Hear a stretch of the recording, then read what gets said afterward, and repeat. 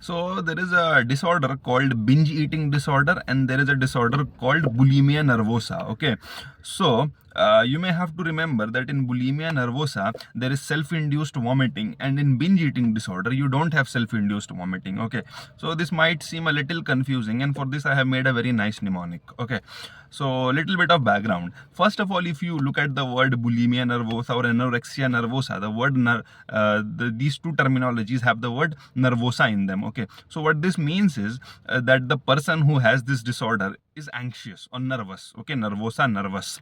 Okay, so anorexia nervosa, bulimia nervosa, and binge eating disorder for that matter, these disorders come in the purview of psychiatry.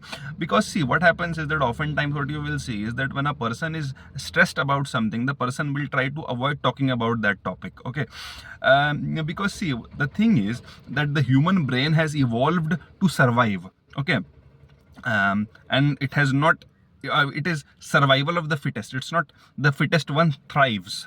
Okay, so the because the human brain has evolved to survive, it tries to avoid dangers oftentimes. Okay, so oftentimes it will try to avoid discomfort. Okay, not only this, it is said that the human brain has got a negative bias, which is to say that the human brain responds more strongly to negative emotions and not so strongly towards positive emotions. Okay, because it has to survive. And of course, trying to avoid dangers can be a good strategy. Okay, so what you see is that a person who is stressed about a topic will try to avoid talking about the topic. What this means is that when a person is stressed, the person will try to distract himself or herself. Okay, so the person may indulge in playing a lot of video games, listening to music, watching movies, a lot of music. The person may even develop addictions. The person may start consuming alcohol, drugs. All these things can happen. Okay, of course, when the person is stressed, the person may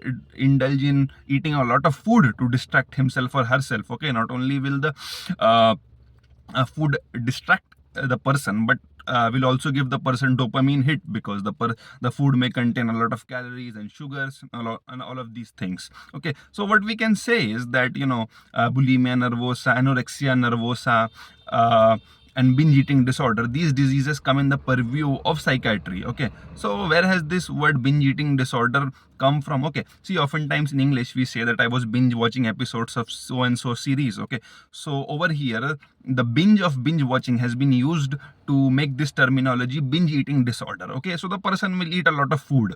Okay, so this is what happens. Okay, but if you look at the word bulimia nervosa, what you will see is that if you look into the literal translation of this word in Greek, bulimia, it means having hunger like an ox. Okay, so uh, the thing is, see, focus on the bull part. Okay, bulimia. Okay, so the word bulimia means having hunger like an ox, but the bull part means ox, but it can also roughly mean bull. Okay, the bull we have. Okay, see, the thing is, don't focus too much on the differences between ox and bull, because what happens is that when a word gets transferred from one language to another, which is in this case Greek to English, what happens is that we oftentimes do not focus so much on nuances or details. Okay, so ox can become bull and bull can become ox.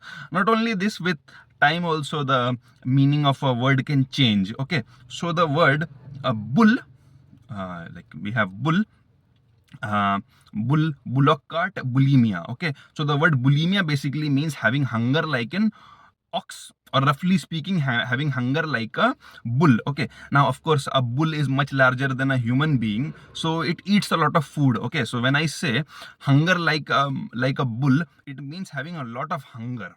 Okay, so the word bulimia means having hunger like a bull. Okay, now see, if you notice bulls, I mean, if you have seen buffaloes or cows, what you see is that oftentimes they engage in something called cud chewing. Okay, which is to say that when the buffaloes or cows they get free time, you will see that they keep on moving their jaws like this. So this is called cud chewing. So what basically happens is that when cows and buffaloes are out to graze on the grass, they eat a lot of grass, okay, and because they have to consume a lot of grass in short amount of time, they are not able to chew it very properly. Okay, so what they basically do is that they put the all the grass in their stomach, and when they get and when they get free time, they will regurgitate all the food back into the mouth and then chew it properly. Okay, and then they'll put it back into their stomach. So what basically happens is that this phenomenon of cud chewing, where you have to regurgitate the food back into the mouth, is very similar to self-induced vomiting. Okay, so this is how you can remember, because the cows and buffaloes, or even the bulls for that matter, they engage in something called cud chewing, where they have to regurgitate the food back into the mouth. You can think of self-induced vomiting, which is like putting the food back into the mouth from the stomach. Okay, so what happens is that people who have got bulimia nervosa, they are very conscious of their weight. So that is why what they do is that they try to induce vomiting, so that all the food can come out and they don't gain calories or weight. Okay, so not only do they engage in self-induced vomiting, they can also engage in other forms of behavior to compensate for the food that they have eaten. Okay, so they may engage in fasting, they may engage in using a lot of laxatives. Okay, so these are the things that they can do. Okay, so from the word bull, you can think of the cows who engage in cud chewing, where they have to regurgitate the food back into the mouth. You can think of self-induced vomiting, and this is how you can remember that in bulimia nervosa you have self-induced vomiting, and in binge eating disorder you don't have self-induced vomiting. Okay, so now, because females are very conscious of their weight and their appearance, females are more likely to have bulimia nervosa. Okay,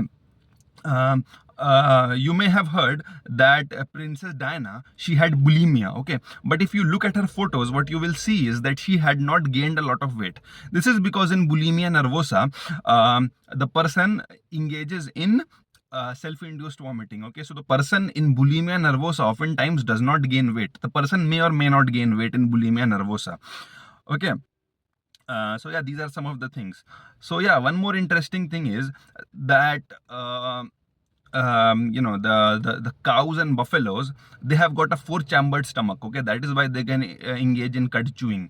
We humans can't are not designed to engage in cud chewing, because if we do that, then all the acid from the stomach will come into our mouth. Okay, so because the cows have got a four-chambered stomach, the acid does not immediately come in contact with the food, and then they can regurgitate the food back into the mouth, and they will not have acid in the mouth.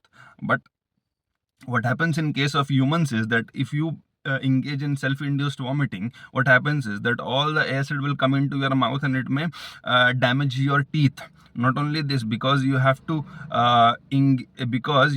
put your fist in your mouth to induce vomiting.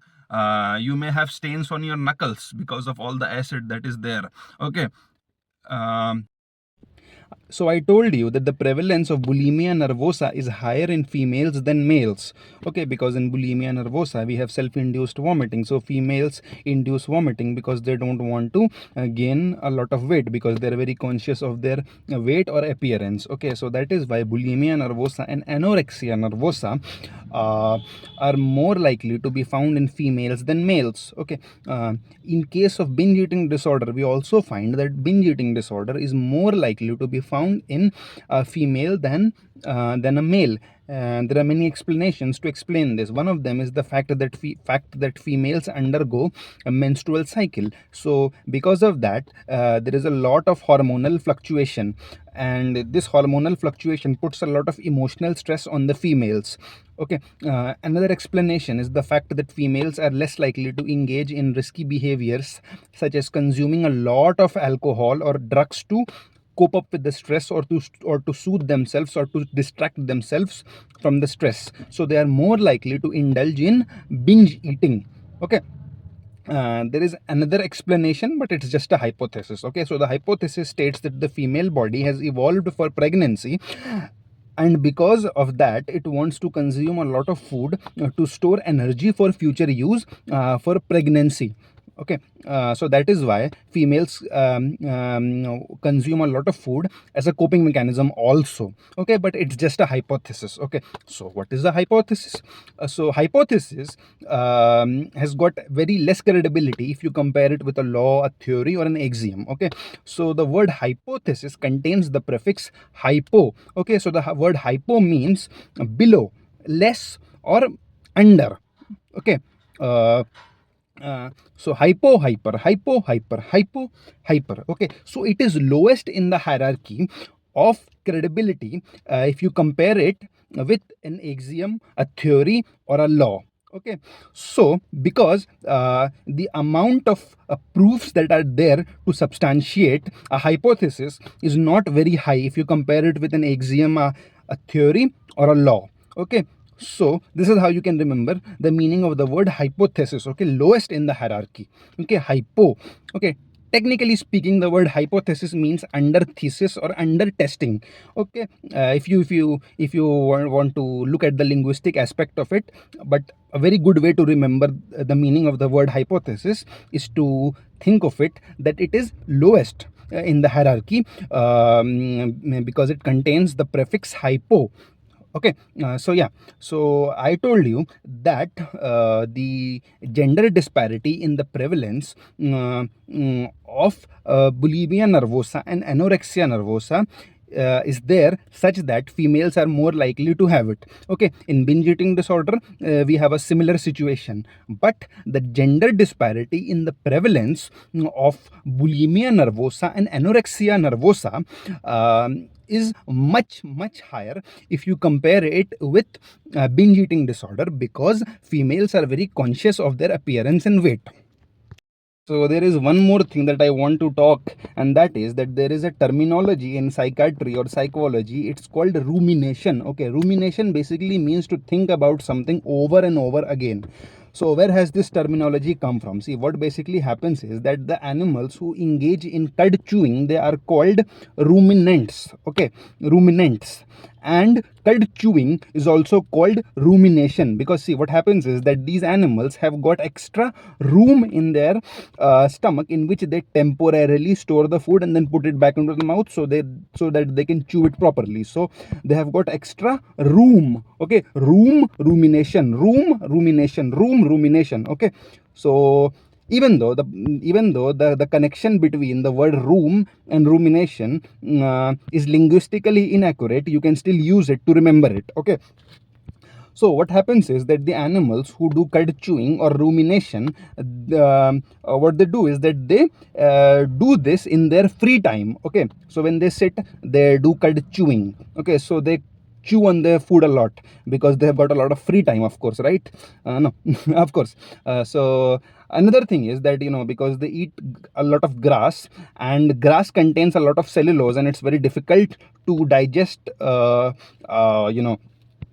cellulose, so they chew their food a lot. Okay, and of course, because it's difficult to digest grass or cellulose, the herbivores generally have a longer gut. Okay, so what they have to do is that they have to chew their food a lot because it's very difficult to digest cellulose.